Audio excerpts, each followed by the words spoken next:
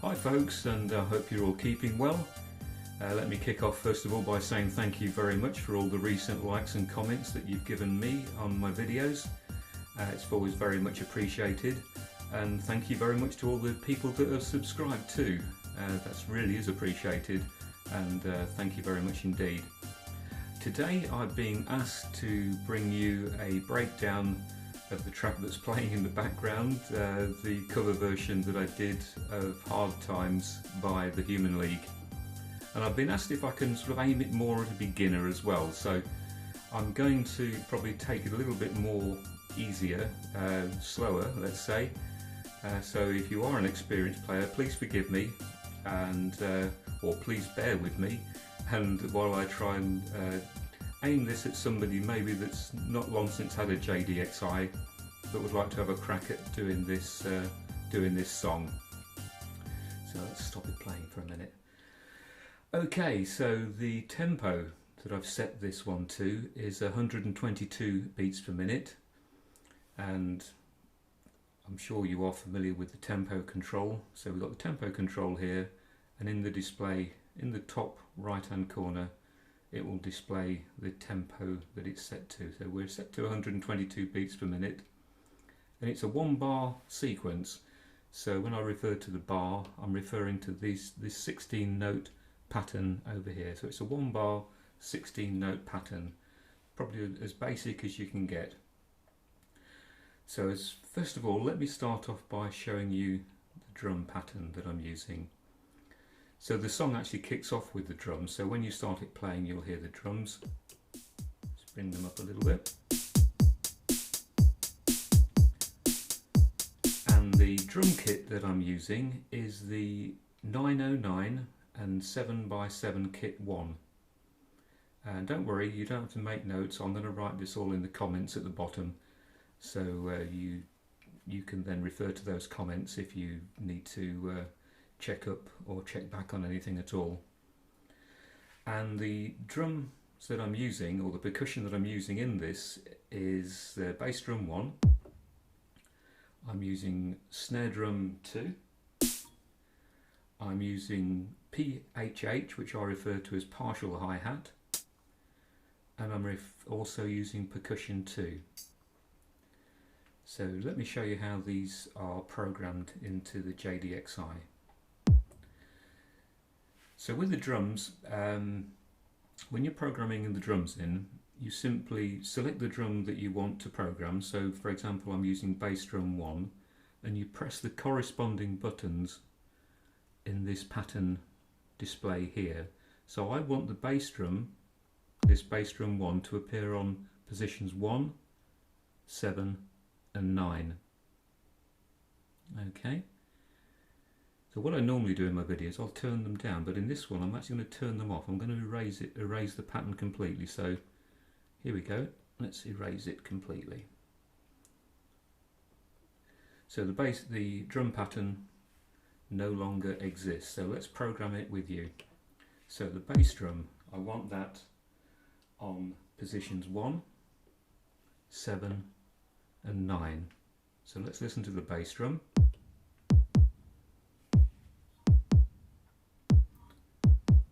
Sounds good. I want snare drum 2,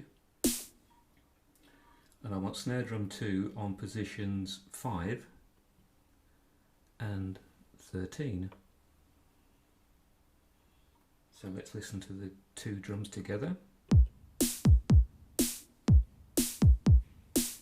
Quite a nice pattern in itself. Then I want this PHH, or partial hi-hat. I want that on positions 3, 7, 11 and 15. So let's listen to what that sounds like. So you can see the patterns slowly coming together, and we want percussion 2. That wants to appear on 1, 3, 5, 7, 9, 11, 13 and 15. So that will sound, altogether will sound like this.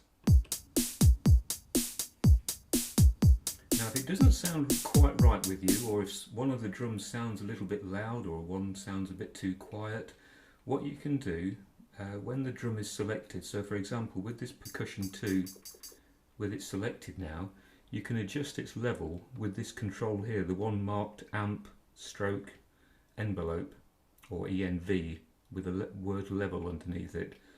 So for example, if this sound here isn't as loud as you want it to be, just bring my hand round, I'm using the tripod again. Can you hear?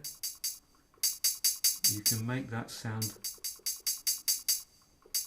as loud as you want it to be in comparison, so you balance all the drums out to get the balance of the drums that you want to hear. So let's listen to them again. So that's now a little bit too loud, isn't it? Let's bring that level down. It wants to be roughly at the same level as this partial hi-hat here.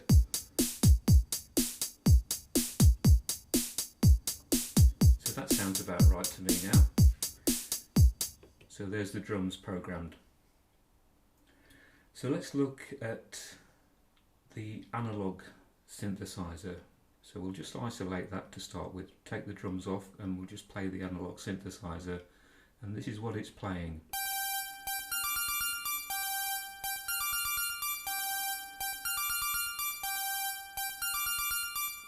Okay, so it's obviously it's repeating over and over again this 16-note pattern, and these that are lit up over here are where the sounds are appearing. So it's starting on 1, and we've got 7, 9, 10, 11, 12, 13 and 15. Well, you may say, well, how do you do that? How do you program it? There's different ways of programming this JDXI. If you are capable of playing those notes, you could actually hit the record button and record it in real time. But actually this one is quite difficult to do in that sense. The notes that I'm playing, or let's first of all kick off by telling what instrument it is. So the analog instrument I'm using is called Cello Clip 1.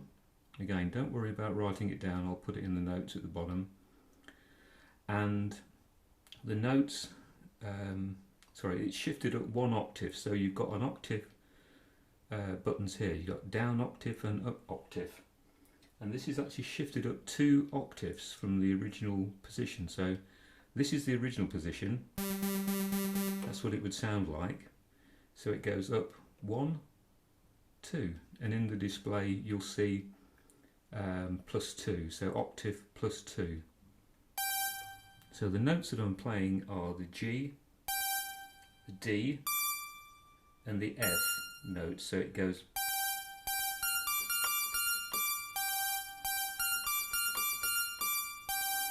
onto these positions here. And the way that I recorded this one, the way that I think is probably the easiest way and the most accurate way to do it, is a combination of 2 processes.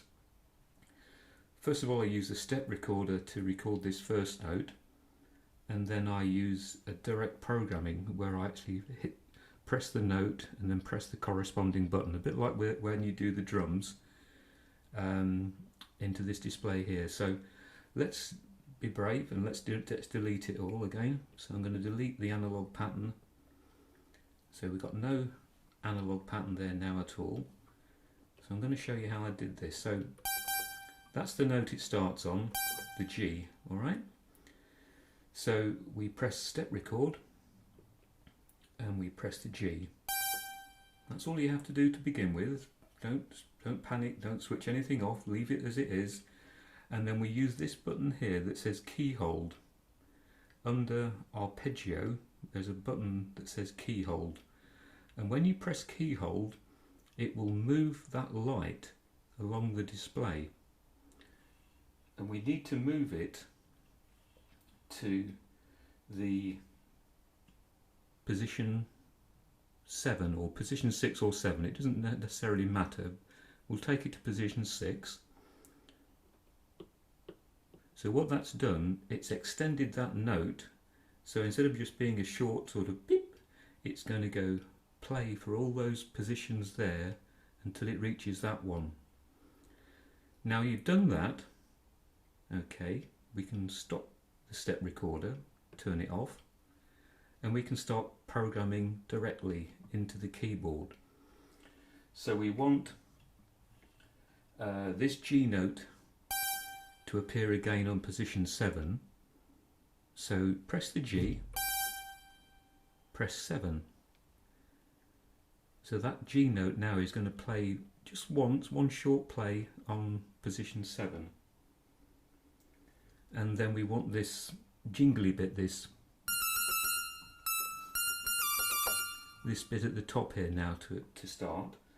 So the first one, it starts on this F. Now we want that F to appear on 9, and the D to appear on 10, the F to appear on 11, the D to appear on 12, and the F again to appear on 13, and then the D to appear this time on 15. So that's the pattern it wants to play, or that's the pattern we want it to play. So let's hear what it sounds like.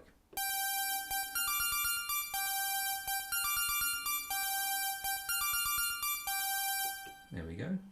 That's what it should sound like. So that's that. Let's listen to it with the drums.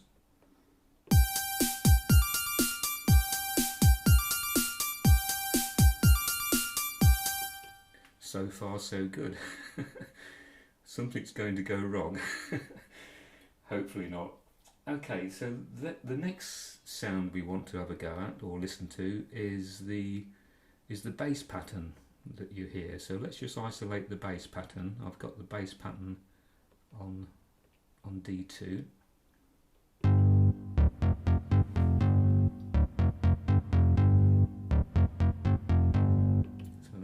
Nice sort of bass sound there, and the bass that I'm using for that is called Square BS1, and I've got it on the Digital Synth 2.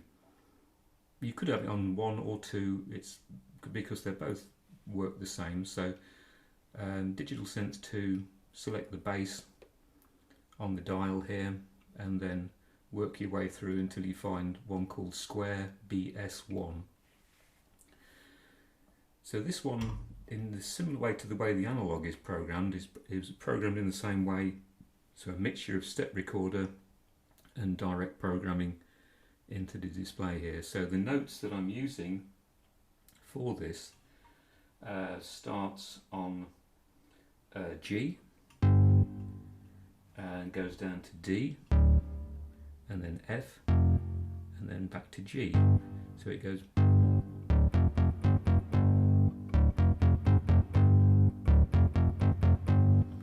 Possibly could record this directly, you know, with the real-time recorder here, but again, it might be useful to do it the way that I did with the step recorder.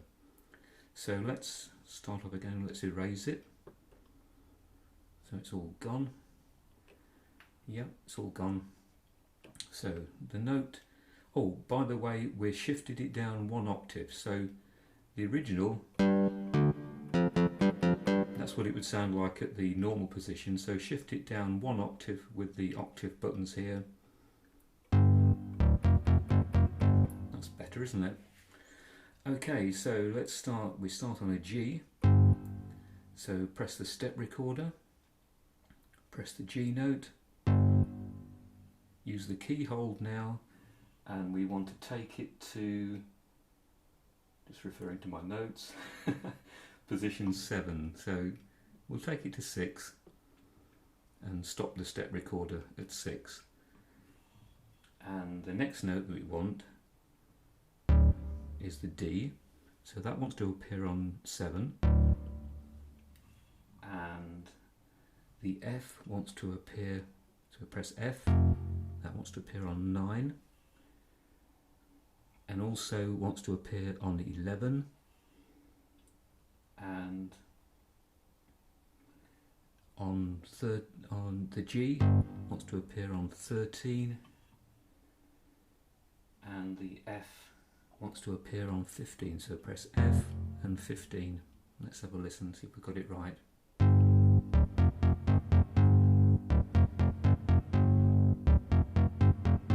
Wow, the synthesizer gods are with us today.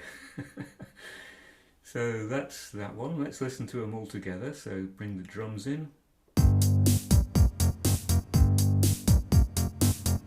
Let's bring the analog in.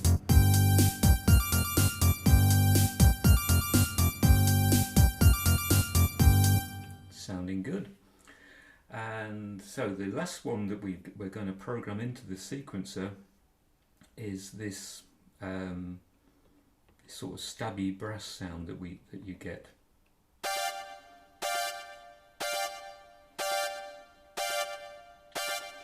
Now the notes or the chords that I'm playing for this, again we're using the instrument is called SynBrass 1. So your dial selector here, I've got this on Digital Synth 1 by the way. Your dial selector wants to go to the brass position and then work your way through the different voices until you find one called SynBrass 1. And it's shifted up 1 octave. So again, with the octave buttons here, shift it up +1. And the notes that I'm playing are, it's the D, F and G. So all played together. Let's just switch the voice off and we'll bring the other instruments in and you'll be able to hear what it sounds like.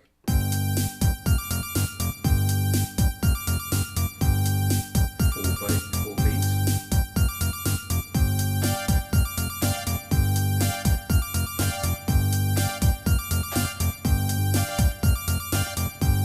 Now because that's such an easy one to do, you can use the real-time recorder in the pattern sequencer here to do that one.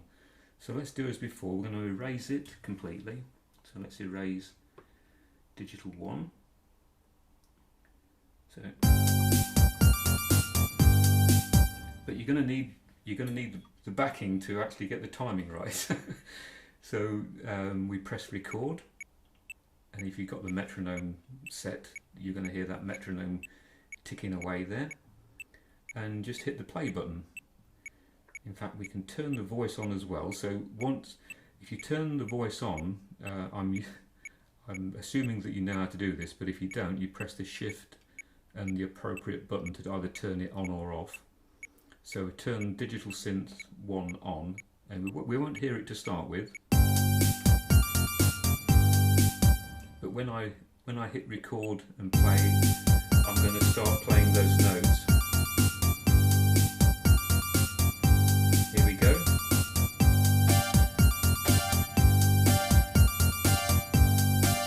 So they only appear twice, there and there, and the positions that it appears on as 5 and 13, which, if you remember going back to the drum pattern, is the same as the snare drum. Snare drum 2 appears on 5 and 13.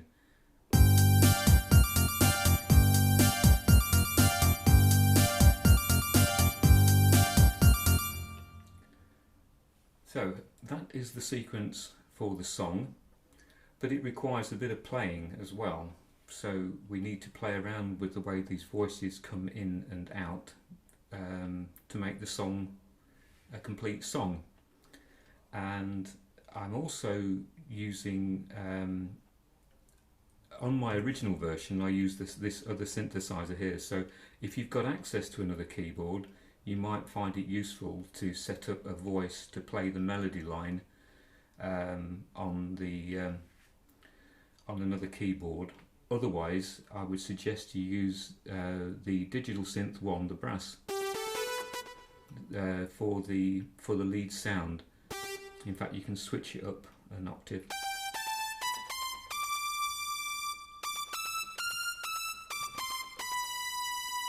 So let's listen to what that sounds like, and I'll play this melody line on top of it. I'm going to switch Digital Synth off, Synth 1 off.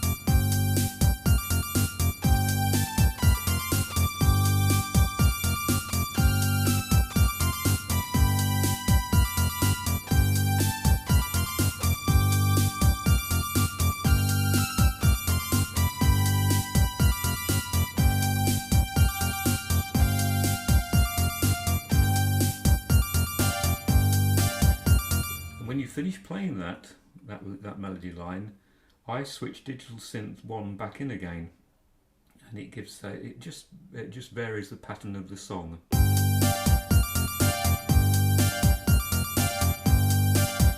you switch it out again.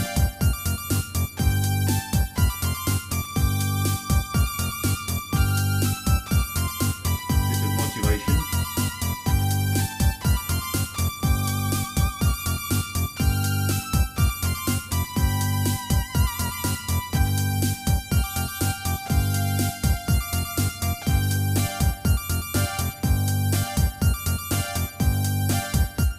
The first part of the song.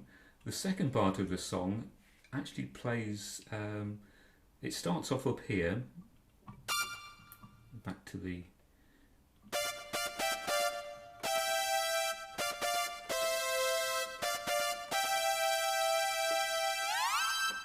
now that little bit at the end, I think that's quite good. I'm using the pitch wheel here to do that, so it goes.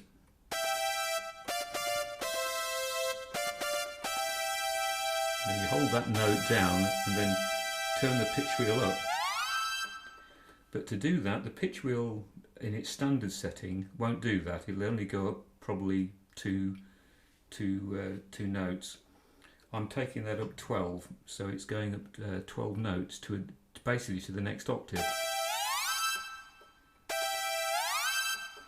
And to do that, to actually make the pitch wheel do that, you're going to need to do a little bit of menu diving. If you feel confident of doing it. If you don't want to, you don't have to, it's entirely up to you. But to get that sound, to get that pitch shift, you're going to need to press the menu button. It's quite easy. Press menu, and we want to go into tone edit, so use the cursor controls to go to tone edit. Press enter, then use the cursor controls to work through until you find a thing called bend range, and you've got bend range up and bend range down, or it's actually marked bend range U with a capital U or bend range D with a capital D. So the bend range U, with the value controls or buttons next to the cursor, take that up to, so it says 12. So the default is 2, or it'll be +2. Sorry, +2, so you want to take it up to +12. Okay, and then when you've done that, just simply exit out of the menus. So when you use the pitch wheel now, it's going to give you that nice sort of shift up a complete octave. So those are the notes that play at the end. So let's play it for real for you. Again, we'll switch the digital synth off in the sequencer.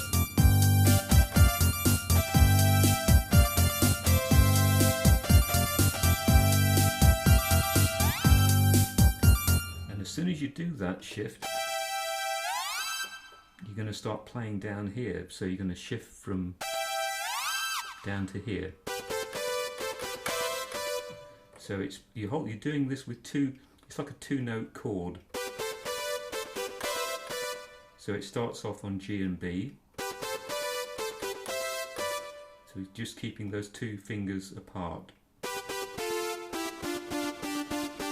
until you get to the end. So when you get to the end, you're playing D and F, and then D and G. Can you see my fingers?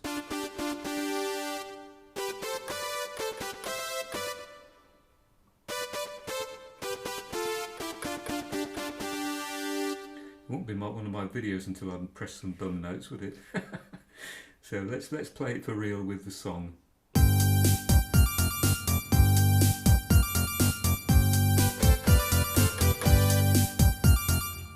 I've put the curse on now, haven't I?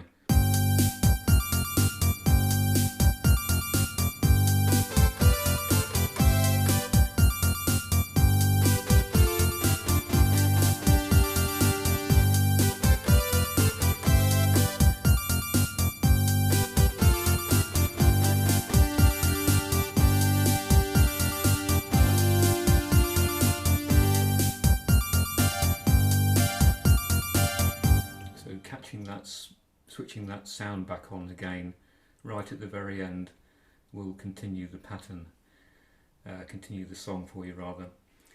So let's do it all. We'll do it all one time. We're 25 minutes in. So again, it's another long video. Do apologise, but I was asked to take it slow, so that's what I'm doing. Here we go then. Let's just start off with the drums. Bring the analog synth in.